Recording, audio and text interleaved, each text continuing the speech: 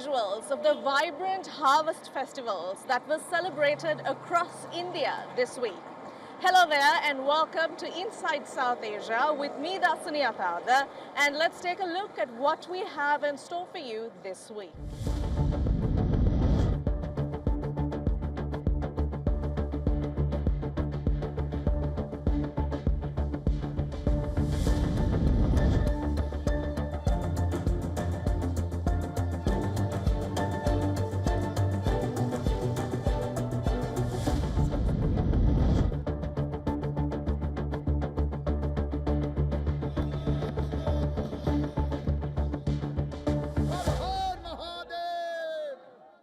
Tensions between India and Bangladesh, despite already frayed ties, have taken center stage, this time with regards to border fencing and demarcation.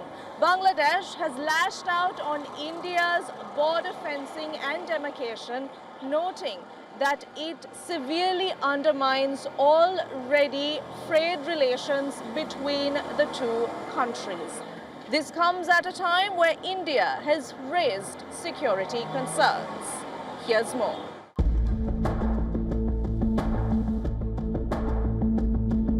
The India-Bangladesh border at Sukhdevpur in Malda, on the Indian side in West Bengal.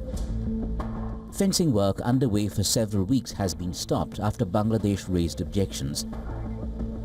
Local farmers in Malda say incursions from the Bangladeshi side are common here and often pose a security threat. The India-Bangladesh border, the longest international border in the world, over some 4,096 kilometers, runs along 5 Indian states: West Bengal, Assam, Meghalaya, Tripura and Mizoram. 3,180 kilometers have been fenced so far. Challenges have arisen over construction of border fencing due to geographical and logistic concerns as well as political disputes. In carrying out fencing work, India points at rising smuggling, illegal activities and the security threat. Bangladesh views the fencing as a sign of distrust and hostility. Long-standing tensions on the border fencing issue expanded earlier this week. The Indian government summoned Bangladesh's envoy in New Delhi to convey that fencing work was being carried out as per protocol and agreements. This after Dhaka expressed deep concern to the Indian High Commissioner in Bangladesh. India sees Bangladesh's old anti-Sheikh Hasina agenda at work. We made it very clear that India has been meticulously following all the border management agreements, all the border management coordinated plan between India and Bangladesh, and we've been meticulously following that. We have done nothing outside the plans. But it seems that the Bangladesh government has decided to make this a point of difficulty, a point of difference. And this is a worrying point because the border between India and Bangladesh is very heavily populated, very heavily frequented, and it is important for the two border guards, the border guarding forces, to show that it seems to be a deliberate ploy of the interim regime, which is not even, does not even have much legitimacy or constitutional validity. But they want to raise these issues. They're needling. They want to needle India on various issues, and maybe to show the people that, India is in the wrong on everything. Every agreement signed between Sheikh Hasina and the Indian government, it doesn't carry any weight. It's no good. These agreements are not good. They're not working. And we're going to, cancel all these agreements. On the face of it, Bangladesh sees the fencing as contrary to the spirit of cooperation and partnership. Informal cross-border trade, though not always legal, is a significant part of the local economy in border areas. Bangladesh says fencing will harm local economies. India, on the other hand, justifies the fencing to curb illegal migration and security concerns, particularly in the context of insurgent activities and cross-border terrorism. This issue has been there for a long time because of illegal activities at the border. The prime issue has always been cattle smuggling, that there are, huge gangs of people who indulge in this cattle smuggling. We do know that after 2014, the cattle smuggling had come down enormously because the movement of cattle within India, there were all kinds of restrictions and so on, so that, even the cattle could not reach the border so much. And this cattle smuggling had come down. But there's gold smuggling, which had become very, very prominent indeed. this very porous border between India and Bangladesh had become a big issue for drug smuggling. And that was a big issue. And then illegal trafficking of women and children. Then comes the issue of border fencing, which is the immediate issue which, where the Bangladesh government called in our High Commissioner and spoke about it. Is Bangladesh then raising the issue only to cast a new shadow over former Prime Minister Sheikh Hasina's border deals with India? India has expressed confidence that talks at multiple levels will clear up mistrust. But can cracks that grow deeper by the day be fully repaired? Sri Lankan President Anura Kumara Dissanayake was on a 4-day visit to China this week, and this visit comes right after President Dissanayake visited India last month to bolster Colombo-Delhi ties further. His visit to China is being closely watched by India as Sri Lanka and China further agree on investment and cooperation ties.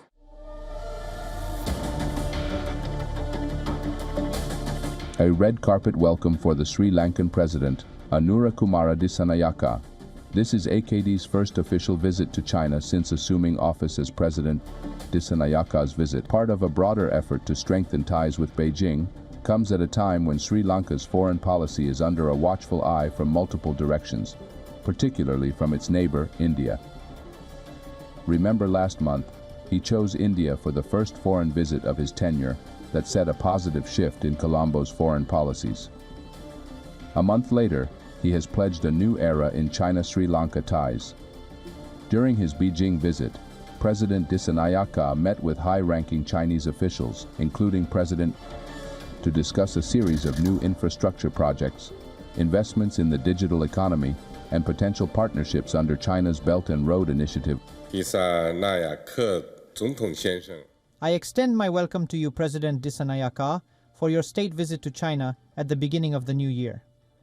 You are the first foreign head of state I have received so far this year. The high-quality cooperation between the two countries in joint construction of the Belt and Road, as well as their exchange and cooperation in various other fields, have achieved fruitful results, bringing tangible benefits to the people of both countries.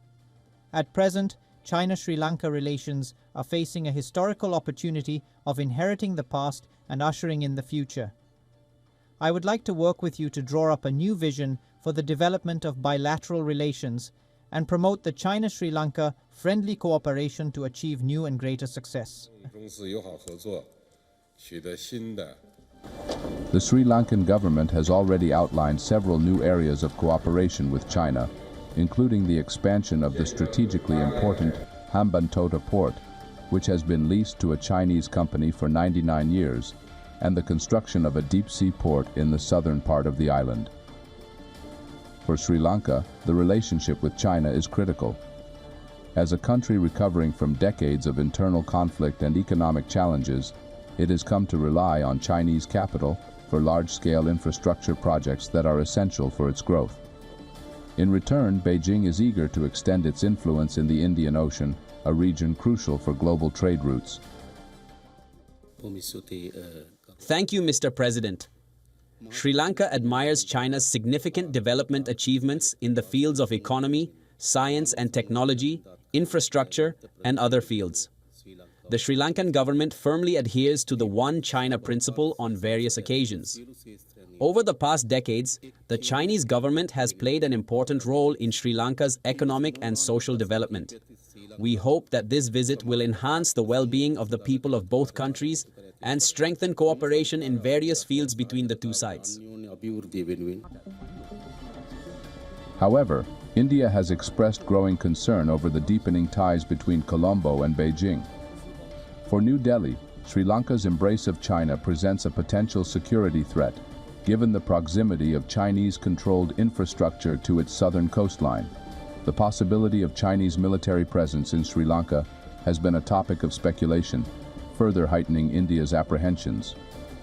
India has repeatedly cautioned Sri Lanka about the risks of becoming too dependent on China, warning that excessive Chinese influence could upset the delicate balance of power in the region. Sri Lanka has attempted to allay these concerns, emphasizing that it will not allow any foreign military presence on its soil and that its ties with China are purely economic. This delicate balancing act between courting Chinese investment and maintaining India's trust is one of the biggest tests for President Dissanayaka. His trip to China serves as a reminder of how tightly the island's foreign policy is intertwined with the larger power struggle between two Asian giants.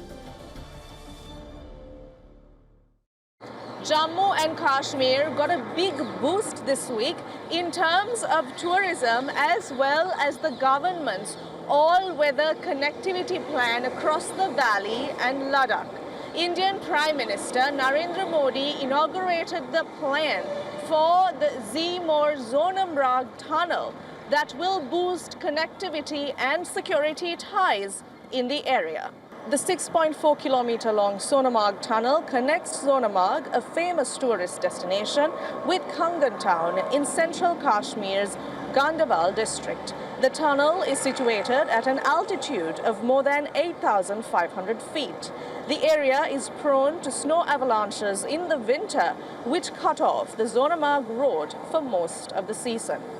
With this all-weather tunnel, that becomes a thing of the past. Starting from Srinagar, the Zimor tunnel is expected to connect to the Zojila tunnel, which is currently under construction, to reach the Kargil district in Ladakh. The completion of the Zojila tunnel will happen in the year 2028. Once the two tunnels are completed, travel between Srinagar to Ladakh will reduce to a fraction of the time that is currently being experienced. Post the launch, Prime Minister Narendra Modi hailed workers who enabled completion of the tunnel despite huge challenges, including an attack by terrorists. He lauded rapid development in India and reiterated his vision of making India a developed country by 2047. Focusing our attention now onto Pakistan, where 26 million children are out of school, the highest in the world. Poverty is the biggest factor, coupled with poor infrastructure and underqualified teachers. The widening gap of access to education between the rich and the poor is now labeled education apartheid. 11-year-old Anisa Haroon spends her mornings in the fields, helping her parents with work on the ground to add to the family income. She's one of dozens of children in village Abdullah Got on the outskirts of Karachi, for whom this is what childhood has come to be about. Yet consider Anisa to be lucky, because she now spends the second half of her day in a classroom. Noticeable, however, is the fact that even in her young mind, there's a definite line between rich and poor. They, children in the city, spend all their time studying, while we, on the other hand, also have to work. They have access to facilities that we don't, and unlike us, they don't have to work as laborers or in the fields. Anisa's entry into school at the age of 7 was a negotiation between her parents and members of a non-profit organization working in the region. For the social workers, convincing parents of the benefits of education over working in the fields was an uphill task. Some parents thought their children should work in the fields instead of studying, and earning money was given to be more valuable. However, the first thing we did was go door to door to make them understand that education is important and of value. Numbers on the education front in Pakistan are worrying. A recently published report titled The Missing Third in Pakistan by the Pak Alliance for Maths and Science says nearly 36% of children between 5 and 16, that's about 25.3 million, are out of school. For children between 5 and 9 years, that number goes up to 51%. The report points out that a majority of out-of-school kids belong to economically weaker sections in rural areas. That's where the education apartheid aspect comes in.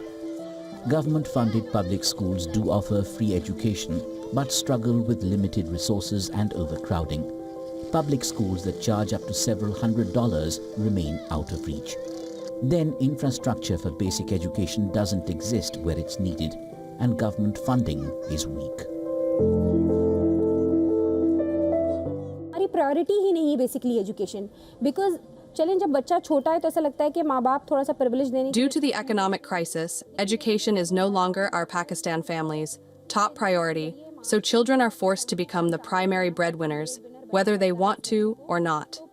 As a result, leaving school becomes the first option. Higher secondary पता नहीं कर पाता है नहीं कर पाता वो बच्चा मतलब एक फोर्स है उसके ऊपर कि उसको अपनी फैमिली के लिए अर्न करना है. Prime Minister Shehbaz Sharif had declared an education emergency last year, assuring an increase in the education budget from 1.7% of GDP to 4% over the next 5 years. For the foreseeable future, though, for thousands of children working in the fields for whom making ends meet is priority, education making inroads remains a far cry. Let's now take a look at the world's largest religious gathering, the Maha Kumbh, which is in full swing in Prayagraj. Hundreds of thousands of devotees gathered at Triveni Sangam despite freezing temperatures for a holy dip at Triveni Sangam, the holy confluence of Yamuna, Ganga and Saraswati.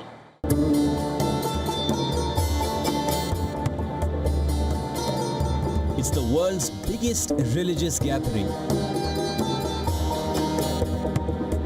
For many, it is a once-in-a-lifetime experience. This is Maha Kumbh 2025.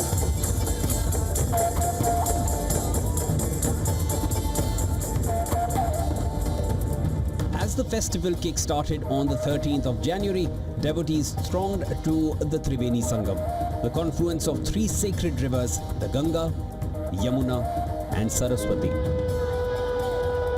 It is believed that taking a holy dip in the river during this time washes away sins and liberates one from the cycle of life and death. On day one, 17 million people took the holy bath. We are on the banks of the river Ganga at Triveni Sangam in Prayagraj for the opening day of the Maha Kumbh Mela 2025, and there are hundreds of thousands of people that have come here to bathe in the river at Triveni Sangam.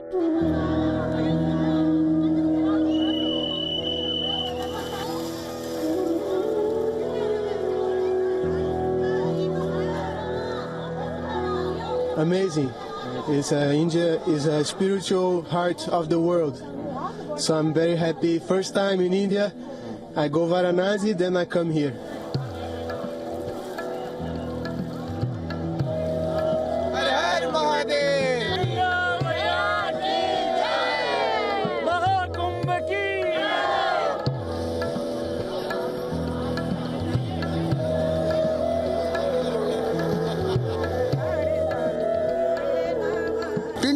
Three. 1, 2, 3. Three? 10 din. And how many times? 1, 2, 3, 4, 5, 6, No, 1, 2, 7. 3 tak. 3 times. 3 tak asnan kiya. 1, 2, 3. Yes.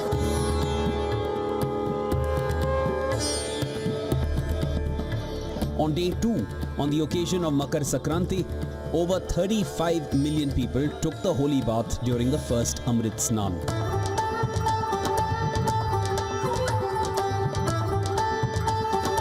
Akhadas, the ancient orders of seers, led the sacred bathing ritual.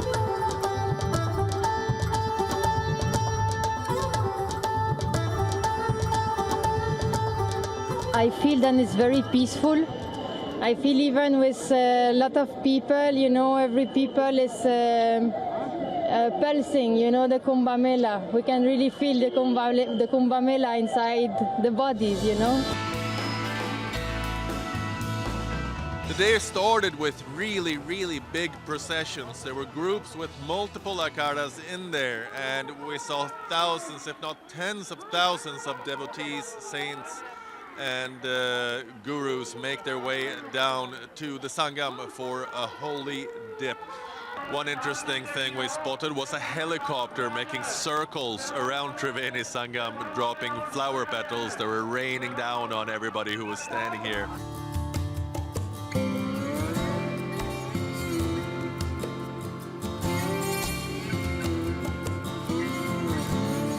आपका नाम क्या है? महाराज ब्रह्मानंद है, महाकाल का साधक है, हम तारा माँ का साधक है और कामाख्या माँ का साधक है।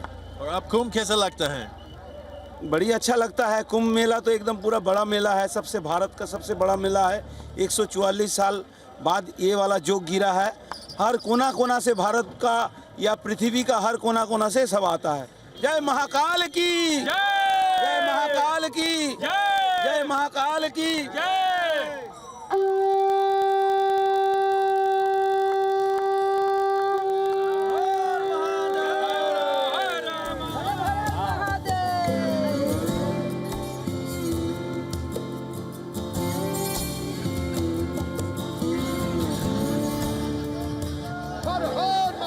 This monumental event will continue till the 26th of February and is expected to surpass 400 million attendees in the next 6 weeks. India marked its 77th Army Day this week, from robotic dogs that took center stage to a Nepali band making its debut. Here's a look at some of the highlights.